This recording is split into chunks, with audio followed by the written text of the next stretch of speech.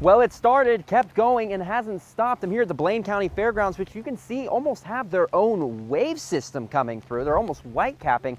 Extreme winds and rains today here in north central Montana, so I spoke with some people about the weather. No, really rare. As far as causing any flooding, it's really rare. Heavy rains moving in across north central Montana nearly incessantly from Tuesday afternoon through Wednesday evening.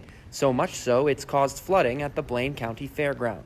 There are times in September when it'll rain, and like this time of year, but normally it's not any problem as far as flooding is concerned. In visiting the fairground, I became positively soaked. Some of the pooled rainwater appeared to reach heights of half a foot.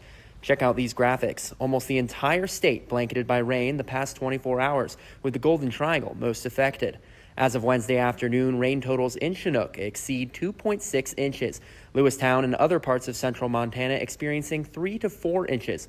For reference, Chinook typically receives roughly 1.4 inches of rain in the entirety of September, per U.S. climate data. It's been springing up issues for residents like Julie in Fort Benton. Right now we've got kind of an old roof, a membrane, and we are leaking right now. So we have some buckets in here. Back in Chinook, Ken tells me a thunderstorm Tuesday night kept much of the town awake. It was about the longest thunderstorm I can recall. The storm even drawing comparisons to the historic Chinook flood 40 years ago. It's only really happened one time this time of year that in my lifetime was 1986.